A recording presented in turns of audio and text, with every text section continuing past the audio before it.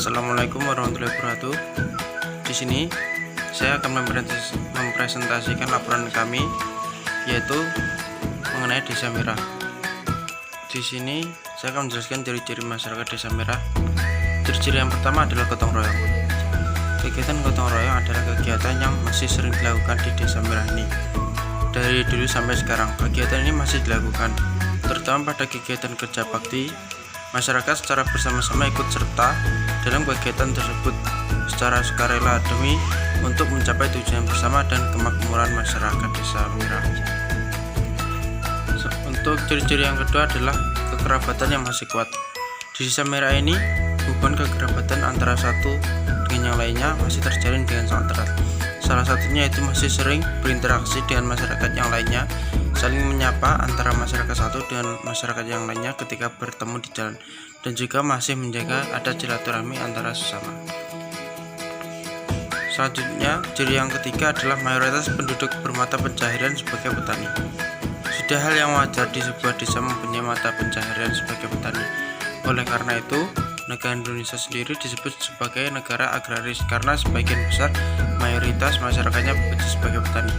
Tak terkecuali di Desa Mirah ini. Di desa ini mayoritas masyarakat bermata pencaharian sebagai petani, khususnya yaitu dalam menanam padi atau bisa disebut sebagai petani padi. Walaupun ada juga beberapa yang bukan petani padi seperti membuat ganongan, dan ada juga yang membuka industri kecil seperti toko. Sekian presentasi dari saya. Wassalamualaikum warahmatullahi wabarakatuh. Assalamualaikum warahmatullahi wabarakatuh. Perkenalkan, nama saya Lutfiana Putri dengan NIM 208180024. Di sini saya akan menyampaikan materi yang kedua, yaitu sosial budaya masyarakat Desa Mirah, Kecamatan Sukoharjo, Kabupaten Ponorogo. Di Desa Mirah sendiri terdapat tradisi larangan adat yang melibatkan Desa Nggolan dan Desa Mirah, bermula dari cerita rakyat yang mengisahkan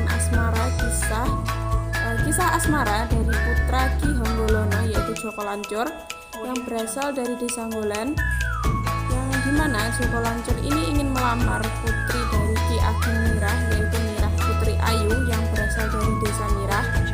Karena perbedaan agama dan pandangan politik mereka berdua, orang tua ini tidak menyetujui pernikahan tersebut, yang menyebabkan matinya Putri Ayu atau putri dari Ki Ageng Mirah karena bunuh diri dan diikuti dengan Joko Lancur. Setelah mengetahui bahwa anaknya yang telah meninggal yaitu Joko Lancur, Ki Honggolono pun marah dan bersabda kepada masyarakat Desa Nggolan dan Mirah, karena sumpah yang diucapkan oleh Ki Honggolono itulah yang membuat Desa Nggolan dan Mirah tidak bisa bersatu hingga saat ini. Dari cerita di atas dapat dilihat bagaimana sosial budaya yang dibangun antara dua desa tersebut. Sosial masyarakat di Desa Mirah tidak bisa melibatkan masyarakat Desa Nggolan, karena jika masyarakat Mirah dan Nggolan bertemu, diyakini akan menjadi suatu masalah di tempat mereka bertemu. Sebisa mungkin antara masyarakat Mirah dan masyarakat Nggolan, jika terdapat kegiatan desa atau kegiatan pernikahan yang melibatkan kedua desa tersebut, tidak datang secara bersamaan untuk menghindari permasalahan yang tidak diinginkan. Lalu, kegiatan sosial di Desa Mirah selalu dilakukan secara bersama-sama dengan warganya. Rasa kebersamaan yang dimiliki oleh warga Mirah sangat besar dalam melakukan sosial bermasyarakat. Warga Mirah sangat memegang sosial masyarakat yang sangat baik dan selalu menjaga antar warganya agar kesejahteraan setiap warganya selalu terjaga. Dengan ini dapat dilihat bahwa sosial masyarakat di desa tersebut sangat terjaga dengan baik, walaupun berdampingan dengan tradisi yang tidak bisa dilanggar oleh mereka, tetapi dengan menjaga keutuhan sosial antara Desa Nggolan dan Mirah bisa menciptakan suatu lingkungan yang cukup baik untuk hidup bersama. Sekian presentasi dari saya, akan dilanjutkan oleh teman saya. Wassalamualaikum warahmatullahi wabarakatuh. Assalamualaikum warahmatullahi wabarakatuh. Di sini saya Maftuha akan menjelaskan tentang potensi yang berkembang dan dikembangkan yang ada di Desa Mira. Sebelumnya saya akan menjelaskan tentang potensi desa. Potensi yang dapat dikembangkan dari suatu desa bergantung pada kondisi geografis, sosiologis, dan antropologis daerahnya. Tinjau dari segi geografis, kondisi setiap desa berbeda-beda. Ada desa yang kondisi tanahnya subur, tapi belum diolah dengan tepat karena penduduknya jarang dan hidup berpindah-pindah. Sebaliknya, ada pula desa yang tanahnya kurang subur, tetapi telah melakukan usaha intensifikasi dan penduduknya pun sangat padat. Dilihat dari segi geografis, desa dikelompokkan menjadi 4, yaitu desa pegunungan, desa pantai, desa dataran rendah, dan desa pinggiran atau suburban. Mengingat desa merupakan wilayah yang sangat potensial, baik dilihat dari segi letak maupun kesuburannya, maka pembangunan desa haruslah diprioritaskan. Berikutnya mengenai kesejahteraan masyarakat. Untuk meningkatkan kesejahteraan hidup masyarakat, penggalian potensi desa yang ada harus terus-menerus dilakukan. Potensi tersebut mencakup potensi sumber daya alam dan sumber daya buatan manusia. Keberhasilan suatu desa dalam memanfaatkan potensi desanya bergantung pada sumber daya manusianya. Untuk menggali dan mengembangkan potensi desa, harus diketahui bentuk atau pula lokasi desanya, karena mungkin saja potensi yang dikembangkan suatu desa tidak sesuai dengan bentuk atau kondisi wilayah desa tersebut. Misalnya ketika akan dikembangkan suatu industri kecil, harus dipilih lahan yang sesuai untuk dibangun pabrik. Selain itu, tidak memilih daerah serapan air sebagai lokasi pabrik karena limbah pabrik dapat mencemari kualitas air di dalam tanah. Berikutnya mengenai potensi alam. Selain memiliki tanah yang subur, Indonesia memiliki kekayaan alam yang melimpah. Sumber daya alam yang melimpah merupakan modal bagi pembangunan masyarakat Indonesia menuju masyarakat yang maju dan sejahtera. Potensi alam tersebut dapat dikelola melalui berbagai usaha. Kalau pertanian, contohnya sawah, ladang, dan perkebunan. Peternakan, contohnya hewan besar, hewan kecil, dan unggas. Perikanan, contohnya air tawar, laut, dan payu.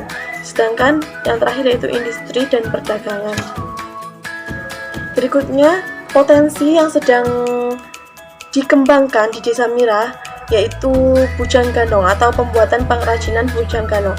Di Desa Mira masyarakatnya berpotensi perdagangan dan pertanian, utamanya pembuatan ganongan atau bujang. Bujang ganong adalah salah satu pemeran sentral dalam cerita Reog Ponorogo sebagai sosok yang sakti mandraguna sebagai pati di kerajaan Wengker. Pati Bujang Ganong mempunyai sifat yang lucu, humoris, dinamis, dan selalu tenang dalam menghadapi apapun. Bahkan pada saat berhadapan dengan musuh yang sakti sekalian, perangai yang lucu tapi siap mengemban tugas berat apapun, menjadikan Bujang Ganong menjadi duta kerajaan untuk mengemban tugas. Dan ketika saya melakukan observasi di Desa Mira, narasumber mengatakan jika potensi yang sedang dikembangkan yaitu pengrajinan Bujang Ganong, sedangkan yang telah berkembang yaitu pertanian, karena mata pencarian di Desa Mira merupakan sebagai buruh tani. Dan ketika saya melakukan observasi di samping-samping jalan juga terbanyak adanya ladang ataupun sawah. Menurut pengrajin reog sekaligus sesepuh Ponorogo yaitu Mbah Sutris, hasil kerajinan yang diminati sebagai cenderamata dari Ponorogo yang paling laris adalah ganongan, bukan dadak merak yang diidentikan dengan reog. Hal ini menurut beliau dikarenakan harganya murah, yaitu sekitar 35.000 sampai dengan 100.000 untuk jenis dan ukuran aslinya. Sedangkan untuk ukuran kecil dan kualitas hanya untuk aksesoris dan hanya berkisar 15.000 sampai dengan 30.000. Sedangkan dadak merak kurang diminati karena mahal dan ukuran sangat besar, bisa mencapai 2,25 meter lebarnya, tingginya 3 meter dan 60 cm tebalnya. Harganya bisa mencapai dengan 5 juta. Mahalnya dadak merak selain ukuran yang besar juga dikarenakan untuk kebutuhan bulu meraknya harus impor dari India. Sekian presentasi dari saya. Wassalamualaikum warahmatullahi wabarakatuh.